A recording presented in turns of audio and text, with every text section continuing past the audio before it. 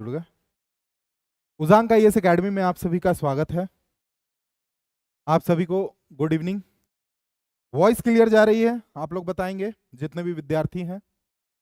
चलिए आज के 10 प्रश्न को हम लोग एंजॉय करेंगे, बहुत ही अच्छे तरीके से समझने का प्रयास करेंगे कि भाई कैसे यूपीएससी 2024 में अपना जो सीट है वो श्योर शॉट हम लोग अपना बुक कर सके कि नहीं। भाई हमारा तो प्रीलिम्स होना ही होना है, ठीक है। चलो फटाफट जितने भी लोग हैं वो हमें कमेंट सेक्शन में बताएंगे कि कितने लोग जुड़ चुके हैं, वॉइस क्लियर जा रही है। आफ्टर दैट हम लोग क्लास स्टार्ट करेंगे, ठीक है। नेहा यादव, जूली कुमारी, चलो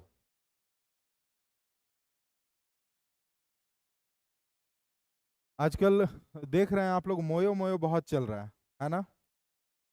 यूट्यूब वगैरह में रील्स देख रहे होंगे आप लोग। चलो जुड़ गए सारे लोग। यूपीएससी 2024 का जो प्रीलिम्स है sure shot with RFR method, कैसे ये संभव हो सकता है, ठीक है, समझने का प्रयास करेंगे। देखो, जब आप तैयारी शुरू करते हो ना तो वहां सबसे बड़ी गलतियां क्या करते हो और तुम्हारी अचीवमेंट कैसे बहुत लेट से तुम्हें मिलती है, इन सारी चीजों को यहाँ पे समझने का प्रयास करेंगे। सबसे पहले मान लो अगर यूपीएससी या स्टेट पीसीएस की प्रिपरेशन कर रहे हो तो फर्स्ट ऑफ ऑल तुम्हें सबसे अच्छा से पता होना चाहिए वो चीज है सिलेबस। अब बच्चे क्या करते हैं, एक बार सिलेबस खरीद लिए या डाउनलोड कर लिए, पढ़ रहे हैं उसे, बस वही समझ रहे हैं कि भाई सिलेबस जो है वो मैंने ले लिया है और मुझे जो सिलेबस है वो पूरा अच्छे से पता है। नहीं, ये गलती नहीं करना है तुम्हें। जो सिलेबस है उसे कम से कम दिन भर में एक बार जरूर देखो। और मैं ऐसा नहीं कहूंगा कि भाई सिलेबस पूरा देखना है। अगर इकोनॉमी पढ़ रहे हो, पॉलिटी पढ़ रहे हो, हिस्ट्री पढ़ रहे हो, ज्योग्राफी पढ़ रहे हो, कुछ भी पढ़ रहे हो जीएस का, तो सिलेबस में सर्च करो कि जो मैंने पढ़ा आज, मान लो तुमने सतत विकास पढ़ा, तो सतत विकास से संबंधित सिलेबस में कौन से बिंदु लिखे हुए हैं, सतत विकास के आयाम, सतत विकास के संकेतक, ठीक है। तो ये जो अलग अलग बिंदु वहां पे लिखा हुआ रहता है, ठीक है, उसके लक्ष्य, इन सारी चीजों को फिर किताबों में ढूंढो। तो सिलेबस पे मेन फोकस आप लोगों का होना चाहिए। फिर दूसरा चीज, भाई बहुत बच्चे पूछते हैं पहले पीटी करें या पहले मेंस करें, पहले क्या करें, किस चीज का तैयारी करें। नहीं, पीटी मेंस कुछ नहीं होता है, टॉपिक होता है, सिलेबस होता है, ठीक है। मान लो अगर मिडाइवल हिस्ट्री पढ़ रहे हो, अकबर का शासन काल पढ़ रहे हो, या मौर्योत्तर काल पढ़ रहे हो, या मौर्य काल पढ़ रहे हो, मौर्यों का शासन प्रशासन पढ़ रहे हो, तो वहां पे देखना है भाई कि पीटी का फैक्ट इसमें क्या निकालेंगे, मेंस में इससे क्या कैसे क्वेश्चन पूछ सकता है। समझ रहे हो ना।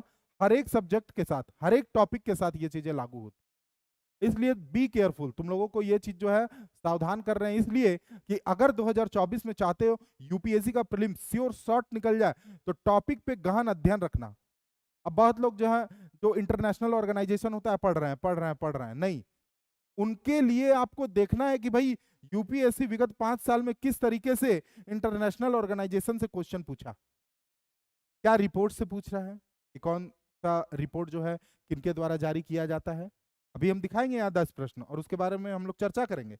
फिर उसका निचोड़ कैसे निकालना है, ये तमाम चीजें, ठीक है।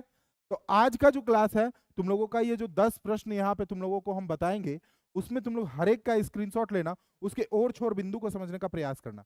कभी कभी यूपीएससी में देखना क्वेश्चन पूछ लिया जाता है सेवन सिस्टर से, ठीक है, किसी पार्टी से, कि भाई जो सेवन सिस्टर है वहां जितनी भी सरकारें हैं, जितनी भी गवर्नमेंट है, और जो भी वहां का क्षेत्रीय पार्टी है, किसको राज्य दर्जा मिल चुका है, किसको राष्ट्रीय दर्जा मिल चुका है, इस तरह का प्रश्न, ठीक है। अभी अभी तुम देख रहे हो 4-5 राज्यों में चुनाव हुआ, कई राज्यों में जो है बीजेपी का गवर्नमेंट आया, तेलंगाना में कांग्रेस की आई। अब तुम्हें क्या करना है, पूरा वहां पे खंगाल के देखना है, आखिर तेलंगाना का निर्माण हुआ तो कब हुआ, किन पार्टियों के सहयोग से हुआ। समझ रहे हो ना, जितने भी लोग हो। संकेत कुमार, लव यू सर, चलो बहुत बढ़िया, लव यू टू। अब यहाँ पे UPSC prelims sure shot with RFR method क्या है, आरएफआर, ये बैच अगर नहीं परचेज किया हो ना कर लेना। यूपीएससी एनिमल की तरह निकाल लोगे, एनिमल अभी देख रहे हो ना मूवी, सुपर हिट कर गई। अब कहोगे सर आप डेली डेली फिल्मिया का बात करते हैं। भाई सिनेमा, साहित्य समाज का दर्पण होता है, इसलिए यहाँ पे हम चर्चा कर रहे हैं। और तुम्हें करना क्या है, सोशल वर्क करना है। आईएएस बन के परिवार का सेवा कुछ ही दिन कर पाओगे, बात बात ही तुम्हें समाज का ही सेवा करना है। तो समाज का सेवा करने के लिए आपको देखना होगा भाई कि चल क्या रहा है, बाप बेटे के रिश्ते कैसे हैं, माँ बेटी का रिश्ता कैसा है, भाई बहन का रिश्ता कैसा है, बुजुर्गों का क्या हाल है देश में। समझ रहे हो ना, ह्यूमन वायलेंस का एक टॉपिक है यूपीएससी में। तो इन सारी चीजों को बहुत बेहतर ढंग से पढ़ने के लिए तुम्हें ये सारी चीजें समझनी पड़ेगी, ठीक है। तो चलो अब हम लोग स्टार्ट करते हैं आज का क्लास आरएफआर यानी कि रिवर्स फॉरवर्ड रिवर्स मेथड।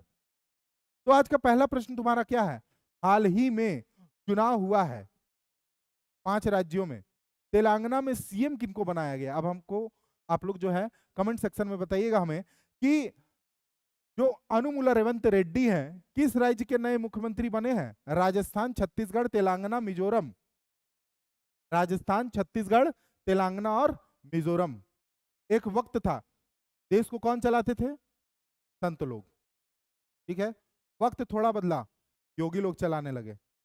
तो कहने का तात्पर्य यह है कि इतिहास खुद को दोहराता है। आज आप देखिए राजस्थान और उत्तर प्रदेश भारत के दो बड़े राज्य, जो मान के चलिए 100% अगर एरिया लिया जाए इंडिया का तो लगभग वो जो है 15% क्षेत्र को एक्वायर करते हैं, ठीक है। और उन राज्यों में जो मुख्यमंत्री हैं योगी हैं, ठीक है। तो आपको ये यहाँ पे पूछे, यहाँ से इंटरव्यू का सवाल आपका बन सकता है कि भाई हमें ये बताइए कि भारत में जो बड़े बड़े पद हैं सीएम के, पीएम के, डीएम के, अब आने वाला समय में डीएम के पद पे भी मान लीजिए योगी संत लोग बैठने लगे, तो इसका प्रभाव समाज पे क्या पड़ेगा, क्या हमारे लोकतांत्रिक व्यवस्था में धर्मनिरपेक्ष जो हमारा देश है उस पर किस तरह के आघात हो सकते हैं, पॉजिटिव नेगेटिव दोनों चीजों को बताइए।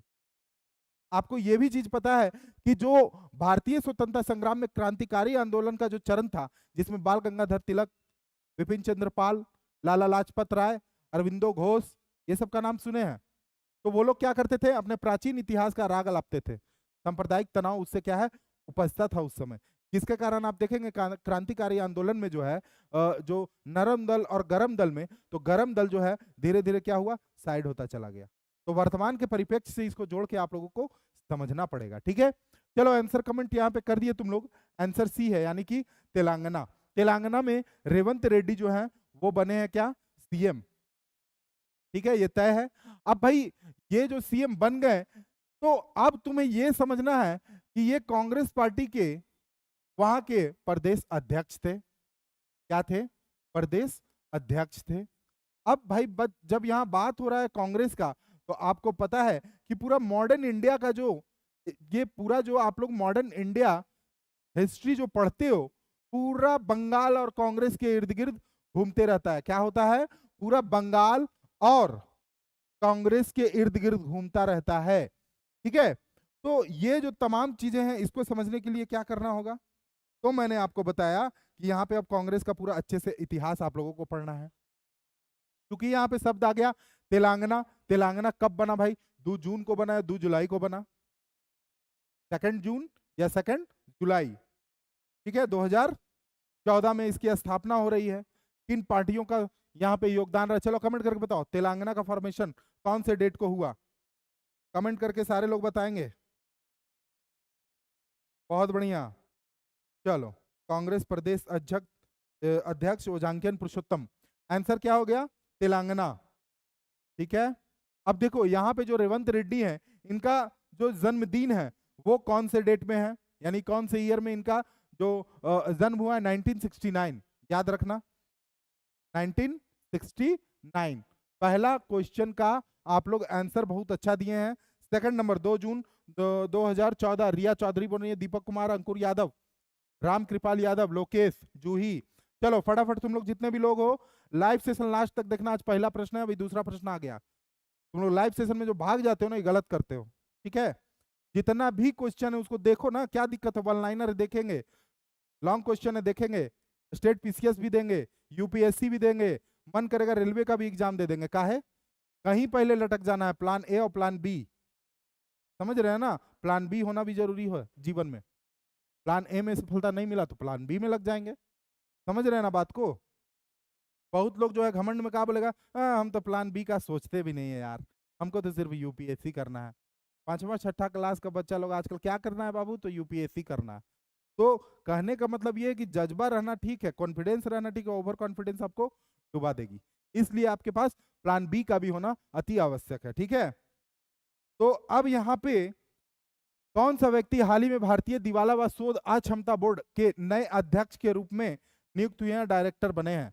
ये आपको बताना है IBBI के बारे में। अब ये होता क्या है, तो new executive director of insolvency and bankruptcy board of India, यानी जो दिवालिया हो जाते हैं, विजय माल्या, नीरज मोदी, क्या है, इसी का उदाहरण है, भारत से भाग गए देश छोड़ के। तो यहाँ जो क्वेश्चन आपसे पूछ रहा है, अब ये जो बीजेपी गवर्नमेंट जब आई तब ये जो है IBBI का कॉन्सेप्ट लेके आई। ठीक है, 2016 में 1 अक्टूबर इसकी जो स्थापना है, याद कर लेना, 1 अक्टूबर 2016 को IBBI बना। इसके तहत नियम कानून बनाए गए कि कोई भी जो आदमी है बड़ा बड़ा लोन ले लेता है और देश छोड़ के भाग जाता है, उसके लिए एक नियम कानून होना चाहिए। भाई क्या होना चाहिए, तो पूरा डिटेल इसमें है। उसी के नए डायरेक्टर अभी नियुक्त किए गए हैं, इनका नाम आप लोग फटाफट कमेंट कीजिए, क्या होगा? सेकंड नंबर, चलो मिशन भारत, रुखसार बानो, मिशन भारत, बिंदु, चलो फटाफट आंसर करो, क्या होगा कमेंट सेकंड नंबर का? आज थोड़ा सा क्लास को एंटरटेनमेंट के साथ फास्ट भी रखना है, टू दी पॉइंट चीजों को समझने का प्रयास कीजिएगा। किसी को कोई भी प्रॉब्लम हो जरूर आप लोग कमेंट कीजिए। चलिए, दिव्य दृष्टि और पुरुषोत्तम देखिए पूरा लगे रहते हैं एकदम लंबा लंबा कमेंट करने में, कहा है भाई, तो इनको जानकारी गेन करना है, इनको जो है सफलता पाना है, इनको जो है यूपीएससी क्लियर करना है। अब आप लोग क्या करते हैं, आंसर सेकंड नंबर का पूछ रहे हैं तो आंसर में खाली कमेंट कीजिएगा, कम से कम 2 लिखने का भी जो है आप लोग कष्ट नहीं करते हैं कमेंट में। कमेंट का चैट रेट हम देख रहे हैं बहुत स्लो है, काहे स्लो है भाई, इतना कम क्यों है? 2 जुलाई कमेंट अभी तक वही वाले क्वेश्चन का आ रहा है, जबकि पहुंच गए सेकंड नंबर। जितेश जॉन को बनाया गया है IBBI के नए डायरेक्टर के रूप में, इनको चुना गया है, याद रखिएगा इस चीज को। ठीक है, अब ये जो आप देख रहे हो डिपार्टमेंट, ये किसके अंतर्गत आता है, किस मिनिस्ट्री के अंतर्गत आता है, आप बताइए। Good evening sir, sorry sir बीमार थे इसलिए क्लास ले नहीं पा रहे थे। सौरभ कुमार, देखिए ठंडा जो है प्रवेश कर गया है। ठीक है, ठंडा को बिहार में जाड़ा बोलते हैं, तो आप लोग बताइए जाड़ा आप लोग बोलते हैं कि नहीं? ठीक है, तो जाड़ा जो है सो कि आ गया है, और इसमें बहुत आप लोगों को बेसिक ध्यान रखना है कि भाई कम से कम गर्म कपड़े जितने हैं वो पहन के रहिए, अधिक से अधिक 2 3 4 एकदम पहन के रहना। ठीक है, ठंडा में एक चीज और क्या होता है, जब विंटर का सीजन आएगा ना, पतला आदमी जो है आपको देखने को मिलेगा कि वो थोड़ा सा लग रहा है गदराया हुआ, यानी कि क्या है, तो भाई 2 4 5 को कपड़ा पहन लेता है, समझ रहे हैं ना बात को? तो आप लोग भी जो है सो कि अपने अपने एरिया में बताइए ठंडा कैसा है। वैसे हम जो है अभी रांची में खड़े हैं और रांची में बहुत जबरदस्त ठंडा है, इसको जो है शिमला कहा जाता है, झारखंड का शिमला।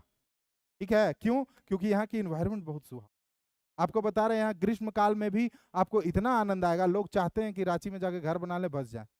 ठीक है, लेकिन बात वही है कि दूर का ढोल सुहाना होता है, आप यहाँ 2 4 साल रह लीजिएगा फिर आपको लगेगा सही नहीं है, समझ रहे हैं ना बात को? चलिए सर, आप SSC CGL की तैयारी करवाइए। अब यहाँ पे दिल्ली में कैसा ठंडा है जी बताइए? तो ये भारतीय दिवाला या शोध अक्षमता बोर्ड जो है ये तय करता है कि भाई कौन से आदमी जो है, कौन सा संगठन, कौन सा ऑर्गेनाइजेशन दिवालिया होने वाला है, और उस पर ये शिकंजा कसने का काम करते हैं। और ये जो है 1 अक्टूबर 2016 को इसकी स्थापना की गई थी। प्रीलिम्स RFR मेथड से कैसे क्लियर करेंगे उसके बारे में यहाँ पे कूपन कोड RFR 17 यूज करो, 999 में कोर्स ले जाओ। ठीक है, हजारों बच्चे इस कोर्स को ले चुके हैं और आनंद उठा रहे हैं क्वेश्चन का, समझ रहे हो ना? तो लाइव सेशन में यहाँ जितने भी लोग, सर कमेंट करने के चक्कर में आपकी इंपॉर्टेंट बातों पर ध्यान नहीं जाता है, इसलिए कमेंट नहीं कर सकते हैं सर, बहुत ज्यादा, बहुत बढ़िया। देखिए कमेंट कीजिए, ज्ञान की बातों को कमेंट कीजिए, फालतू की बातों को कमेंट नहीं करना है। ठीक है, कमेंट का पॉजिटिव और नेगेटिव दोनों परिप्रेक्ष्य है। ठीक है, कमेंट का मतलब ही होता है कमेंट पास कर रहे हो यार, नहीं, पॉजिटिव कमेंट पास कर रहे हैं, समझ रहे हैं ना? तो इस बैच को लेने के लिए आप लोग यहाँ पे कॉल कर सकते हैं। बहुत सारे बच्चे जो है बात करने के लिए छटपटाते रहते हैं, मुझे उजांग सर से बात करना है, मुझे त्रिभुवन सर से बात करना है, PV सर से बात करना है, संयम सर से बात करना है। यहाँ दिए गए नंबर पे कॉल करो ना, काउंसलिंग बुक करो, अपना फ्री रहता है, ऐसा थोड़ी ये पैसा लग रहा है। चलिए, हर वर्ष देश भर में भारतीय नौसेना दिवस, हाल ही में देखे होंगे अभी नरेंद्र मोदी जी को हमारे प्रधानमंत्री जो हैं सिंधुदुर्ग गए थे महाराष्ट्र में। ठीक है, पूरा हाथ ऐसे हिला रहे थे और नौसेना दिवस मना रहे थे। तो नौसेना दिवस किस उपलक्ष्य में मनाया जाता है, ये हमें आप बताइए। ठीक है, और किस तिथि को मनाया जाता है? 4 दिसंबर को मनाया जाता है। आंसर क्या हो जाएगा? बी। नौसेना दिवस कब मनाया जाता है? 4 दिसंबर को मनाया जाता है। 4 दिसंबर को और क्या है? छत्रपति शिवाजी महाराज का जन्मदिन है। हाल ही में आपने देखा होगा प्रधानमंत्री को एक मूर्ति का लोकार्पण करते हुए, सिंधुदुर्ग, महाराष्ट्र। ठीक है, इस तरह का भी क्वेश्चन आपको याद रखना है। याद रखिएगा, पीएम और सीएम, मान लीजिए आपके एरिया का, और किसी भी तरह का हलचल आपके जिले में हो रहा है या पूरे देश में हो रहा है, या राष्ट्रपति किसी तरह का हलचल किए, कोई देश गए, कोई विदेश गए, आपको तुरंत नोट डाउन करना है। मान लीजिए रसिया का कोई, मान लीजिए कि शहर में जो है हमारे प्रधानमंत्री या राष्ट्रपति गए हैं, या फिर कोई जर्मनी के जिले में चले गए, या फिर यूरोपियन कंट्री चले गए, तो वहां गए, आसपास देखिए कौन सा सागर है, आसपास देखिए जर्मनी में क्या फेमस है। तो इन सारी चीजों को देखते रहना चाहिए एकदम बगुला वाला नजर से, कि नहीं यहाँ पे 4 को करंट अफेयर बन सकता है। अब नौसेना दिवस पार हो गया, आपके पास नोट्स वो नहीं है वो बना हुआ। समझ रहे हैं ना बात को? चलिए, 3rd नंबर का क्या हो जाएगा? बी। कब से स्टार्ट हुआ? तो 1972 से। 71 वाली जो भारत पाक युद्ध थी उसमें विजय जब मिली थी, तो उसी की उपलब्धि को बताने के लिए, गिनाने के लिए, समझे, सबके दिलों में रखने के लिए भारतीय नौसेना दिवस कब?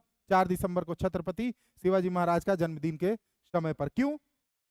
छत्रपति शिवाजी के पास नौसेना जो थी बहुत अच्छी सेना थी। ठीक है, चलो अब यहाँ पे आप लोगों का अगला प्रश्न आएगा जो कि दिवस से ही रिलेटेड है। सिंपल क्वेश्चन, प्रतिवर्ष दुनिया भर में विश्व विकलांगता दिवस यानी कि वर्ल्ड डिसेबिलिटी डे किस तारीख को मनाया जाता है? विकलांग बोलना गलत बात है, दिव्यांग बोलिए, है ना। हमारे प्रधानमंत्री इस बात को बोलते हैं, तो दिव्यांग, है ना, दिव्यांग।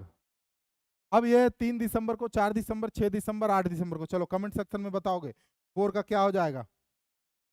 4 नंबर क्वेश्चन, चौथा नंबर प्रश्न का आंसर क्या होगा? कमेंट सेक्शन में बताओगे। प्रतिवर्ष दुनिया भर में विश्व विकलांगता दिव्यांग दिवस कब मनाया जाता है? 3, 4, 6, 8 दिसंबर को। कब हो जाएगा इसका आंसर बताइएगा हम लोग को। तो इसका आंसर जो है वो हो जाएगा 3 दिसंबर को। ठीक है, और यूएनओ के रिजोल्यूशन से इसको जो है आप देखेंगे कि इसको प्रस्तावित किया गया था, और उस समय जो है सभी देशों ने समर्थन दिया था। और जो दिव्यांग लोग हैं उनकी मनोबल स्थिति को बेहतर करने के लिए, सामाजिक, राजनीतिक, आर्थिक सशक्तिकरण के लिए, उनकी जो स्थिति को और बेहतर करने के लिए ये जो है दिवस मनाया जाता है। ठीक है, समझ रहे हैं? कमेंट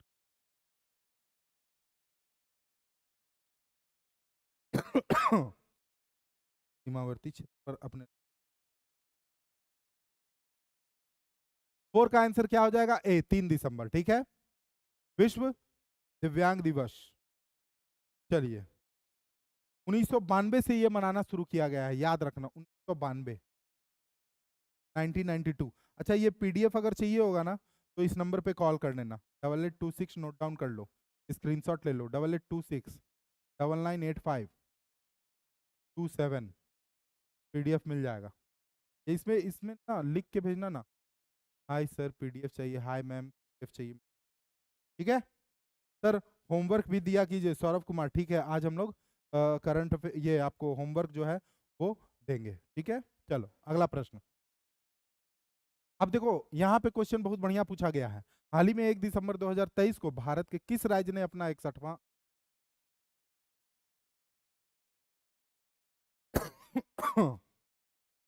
तो 61वां स्थापना दिवस यहाँ पूछ रहा है कौन से स्टेट के द्वारा मनाया गया? कमेंट सेक्शन में बताओगे। ठीक है, वीडियो को लाइक नहीं किए हो तुम लोग?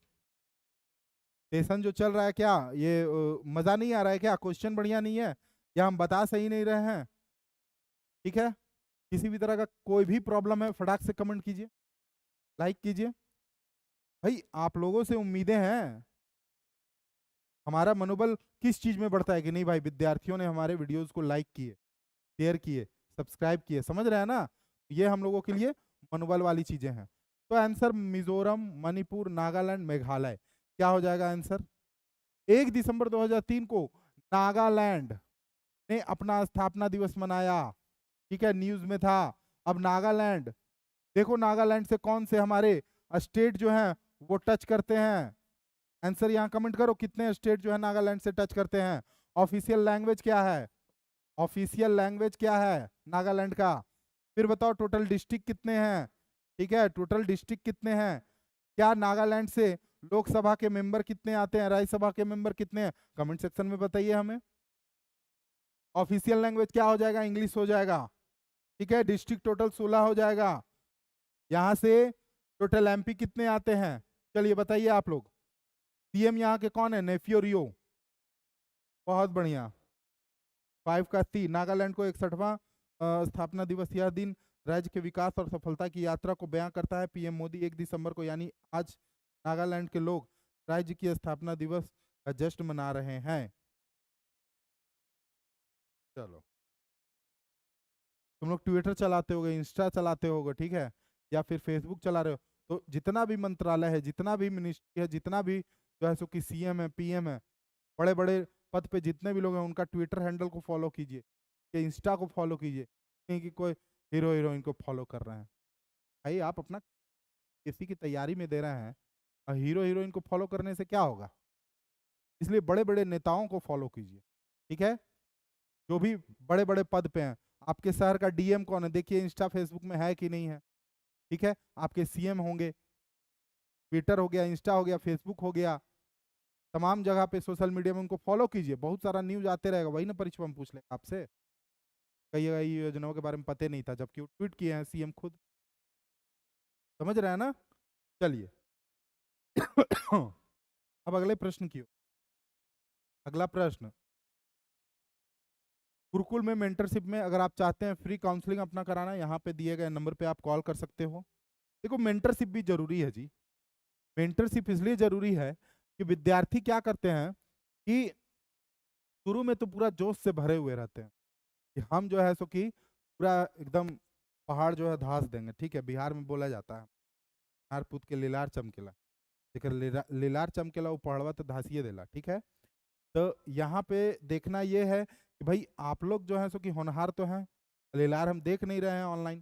ठीक है, हालांकि कुछ विद्यार्थियों को बहुत चमकता है। जितने भी लोग लाइव हैं, अगर हमारे सेशन को देख रहे हैं, मतलब उन्हें जो है सो कि कुछ जीवन में करना है। तो पहाड़ धंसने के लिए आपको क्या मेंटरशिप जरूरी है। आप लोग क्या करते हैं ना, समय समय पे डिस्ट्रैक्ट हो जाते हैं, इधर उधर की बातें सोचने, पढ़ रहे हैं और सोच रहे हैं।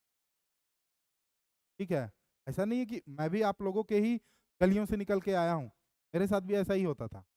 ठीक है, मान लीजिए पढ़ने बैठे हैं राज्यपाल, पढ़ने बैठे हैं राष्ट्रपति का आर्टिकल, प्रधानमंत्री, मंत्रिपरिषद, कैबिनेट, दिमाग में चल क्लास के बाद का है। तो क्लास जब करते थे तो वहाँ पे जो है सो कि कुछ लोग जो हैं, कुछ लोग जो हैं हमारे आते थे क्लास में, दोस्त यार जो है सो कि आए क्लास में। अब हम क्या करते थे कि दोस्त यार के साथ बैठते थे। दोस्त यार जो है जानते ही हैं, बीनबाजी होता था।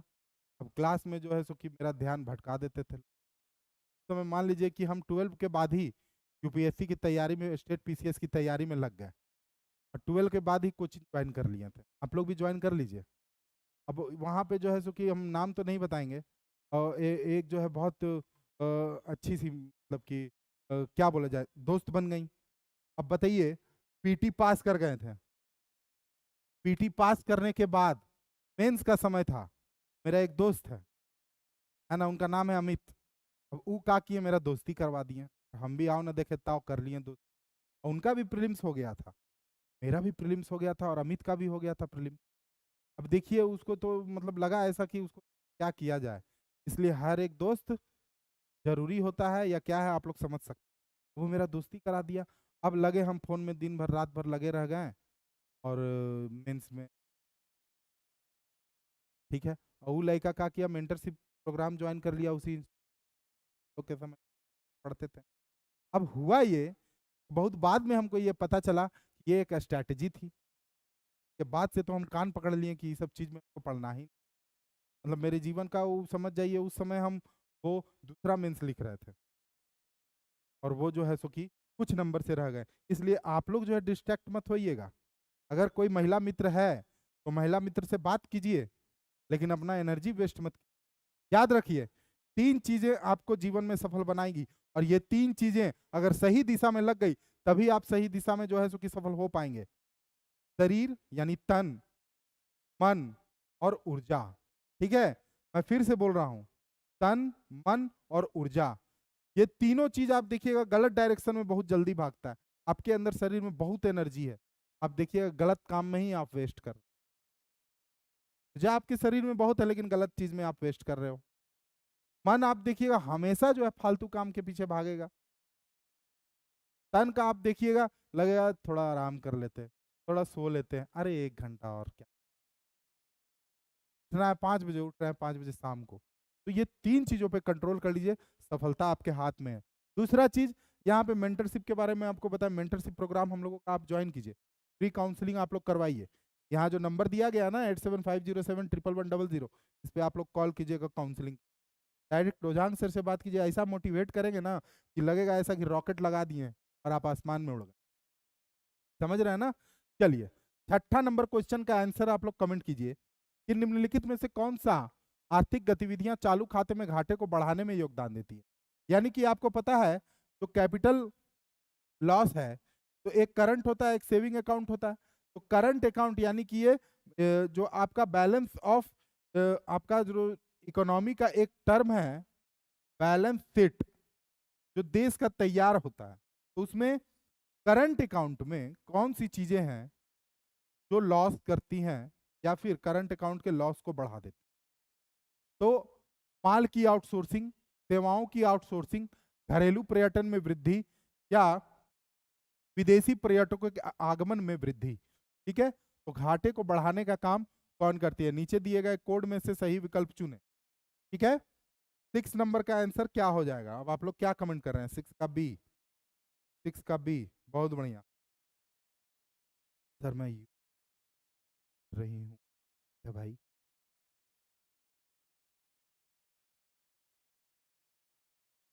यहाँ जितना बता रहे हैं ना हम, स्टेट पीसीएस रहे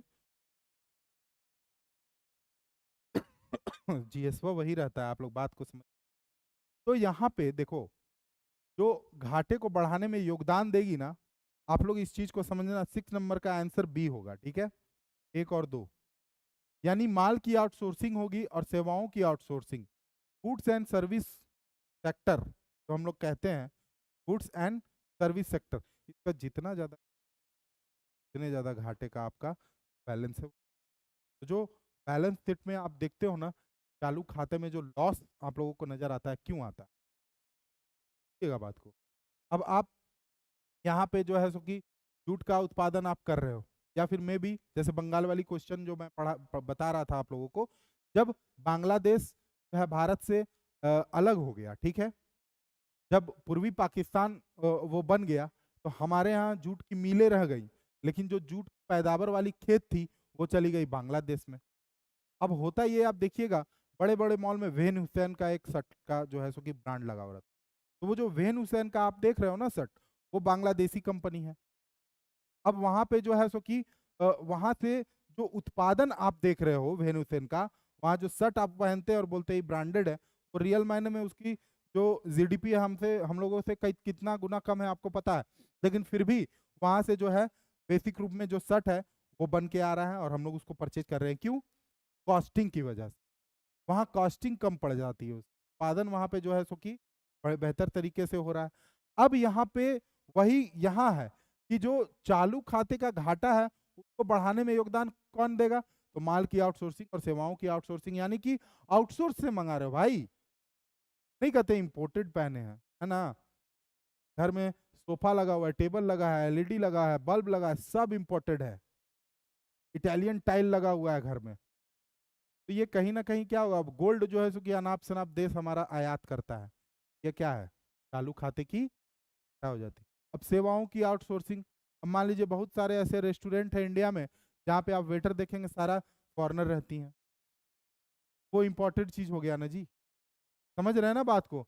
हमारे जीडीपी का वो भाग नहीं हुआ, तो इसका आंसर बी हो जाएगा। अब अगले प्रश्न, 7वां नंबर प्रश्न की ओर हम लोग आगे बढ़ेंगे। ठीक है, 7वां नंबर प्रश्न क्या कहता है? कारणवश यदि तितलियों की जाति की संख्या में बड़ी गिरावट होती है तो इसके संभावित परिणाम क्या हो सकते? सिंपल क्वेश्चन पूछ रहा है कि भाई तितलियों की संख्या में गिरावट देखी जा रही है, क्या हो गई अचानक? तो इन्वायरमेंट पे क्या परिणाम पड़ सकता है? कहता है भाई कि कुछ पौधों के परागण पर प्रतिकूल प्रभाव पड़ सकता है। कुछ कृषि पौधे में या कृषि पौधे में कवकीय संक्रमण प्रचंड रूप से बढ़ सकते हैं। इसके कारण बर्रों, मकड़ियों और पक्षियों की कुछ प्रजातियां समष्टि में गिरावट हो सकती है। 1 2 3 आंसर क्या हो जाएगा जल्दी बताओ। 7 नंबर, 7 नंबर कमेंट कीजिएगा।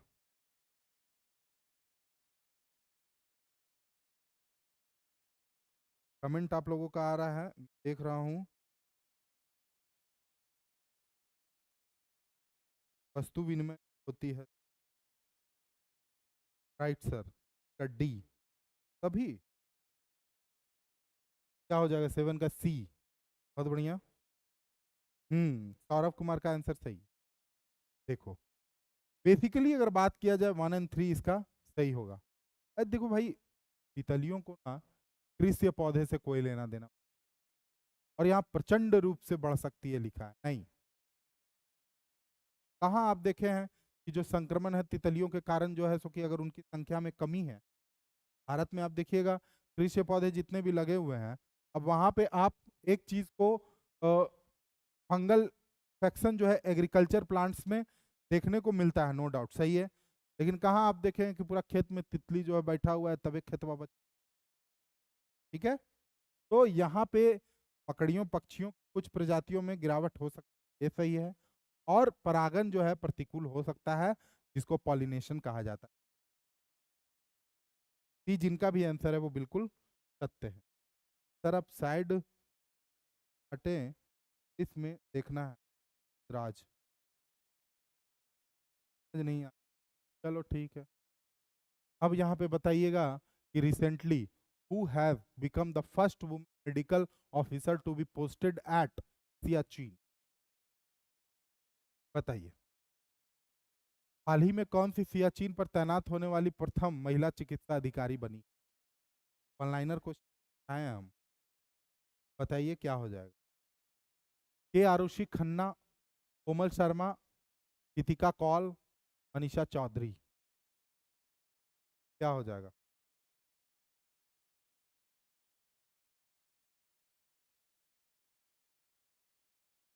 सर ऐप पर RFR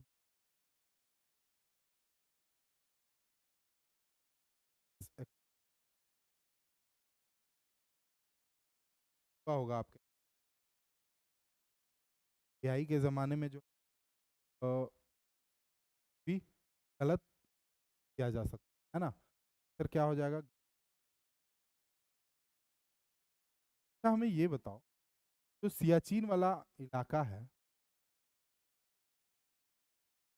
सियाचिन वाला इलाका है का टोटल एरिया कितना? जो सियाचिन वाला इलाका है उसका टोटल एरिया कितना? कमेंट करोगे? सियाचिन वाले इलाका का टोटल एरिया कितना है? किसी का कॉल आंसर। चलिए, सियाचिन आप लोग जानते ही हैं, इंडिया के लिए मोस्ट इम्पॉर्टेंट जगह है वो एक ऐसा क्षेत्र है जहां अगर खड़ा हो जाया जाए चीन को भी देखा जा सकता है, इधर पाकिस्तान को भी, इधर आप देखेंगे तो अफगानिस्तान को भी। तो वो एक भारत के लिए युद्ध भूमि, सबसे विश्व का सबसे ऊंचा युद्ध स्थल सियाचिन को ही माना जाता है।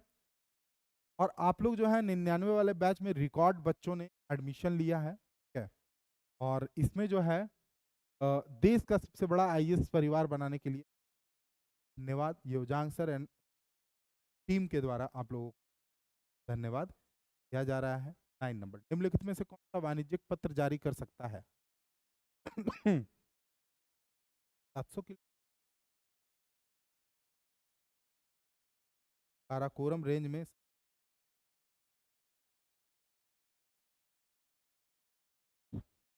चलो यहाँ पे बताओगे क्या हो जाएगा?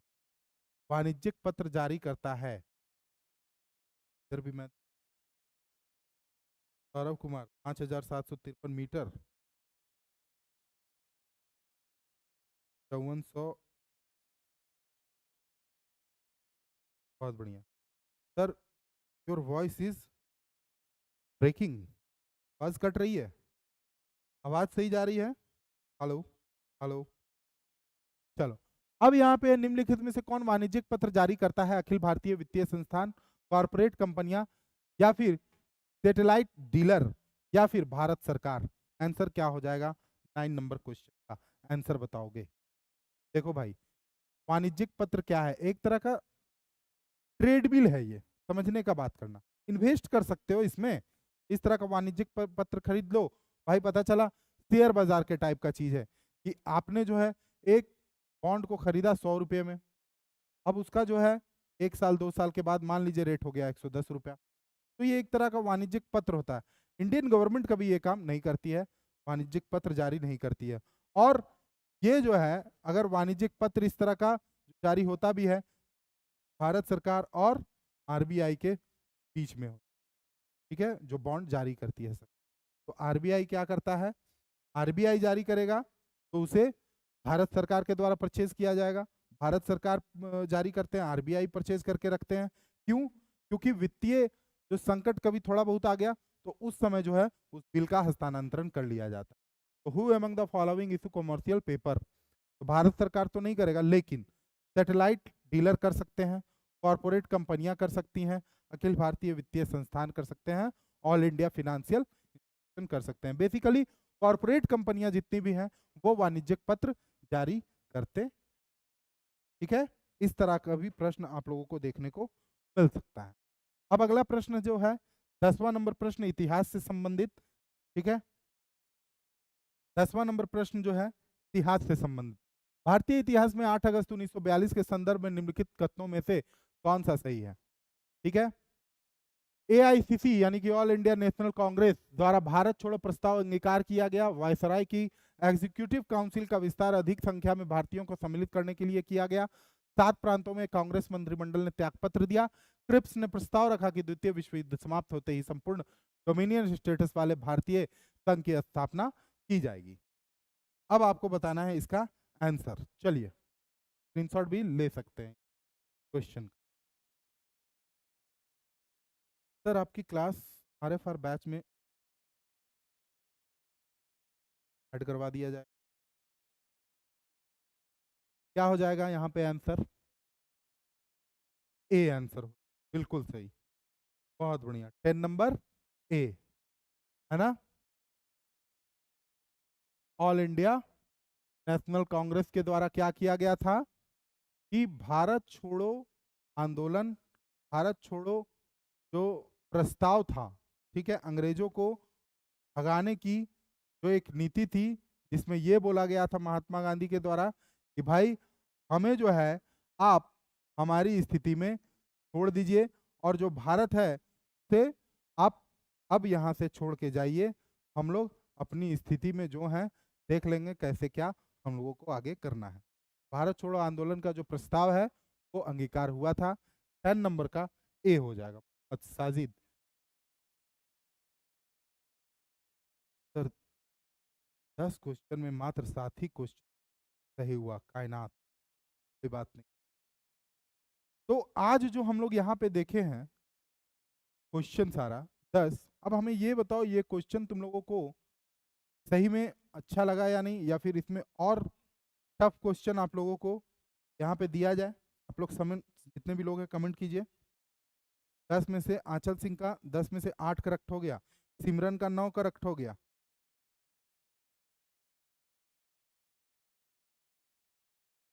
यहाँ दिया गया है ना नंबर, आप इस पे कॉल करना, ठीक है। आप यहाँ पे जो नंबर दिया गया है उस पे कॉल करेंगी, इस नंबर पे बात हो जाएगी 8826998527, ठीक है, ठीक है ना। तो आज का क्वेश्चन आप लोगों को कैसा लगा? देखो भाई, रेगुलर क्लास चाहते हो ना तो तुम लोगों को अधिक से अधिक संख्या में जुड़ के रहना पड़ेगा, ठीक है। यूपीएससी 2024। अच्छा एक काम तुम लोग करो, जितने भी लोग हो ग्रुप में ऐड हो जाओ, ठीक है, ग्रुप में ऐड हो जाओ, ठीक है। अब ग्रुप में ऐड रहोगे, नोटिफिकेशन टाइम पे मिलेगा। चाहे जितने भी नए विद्यार्थी हैं, ठीक है, जितने भी नए विद्यार्थी हैं इस नंबर पे कॉल कीजिएगा, ग्रुप में ऐड हो जाएगा 8826998527। इस नंबर पे कॉल करो, मिस कॉल भी रहेगा, कोई दिक्कत नहीं है, रिटर्न कॉल चल जाएगा तुम लोगों को। ग्रुप में ऐड हो जाना, क्लास की टाइमिंग नोटिफिकेशन सबको, तुम जो भी चीज़ें हैं तुम लोगों को दे दी जाएगी, ठीक है। 8826998527। वेबसाइट भी हमारा विजिट कर सकते हो, www.ozang.com। वहाँ पे टेलीग्राम का लोगो रहेगा, उसमें क्लिक करके आप टेलीग्राम के लिंक में चले जाएंगे, ठीक है। व्हाट्सएप ग्रुप में जुड़ने के लिए इस नंबर पे आप लोग कॉल कीजिएगा। आज का प्रश्न आप लोगों को कैसा लगा सर? एक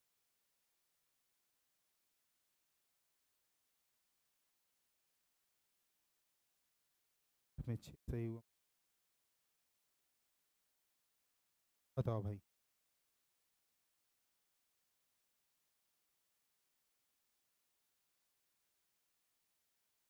इस नंबर पे आप लोग कॉल कर लेना।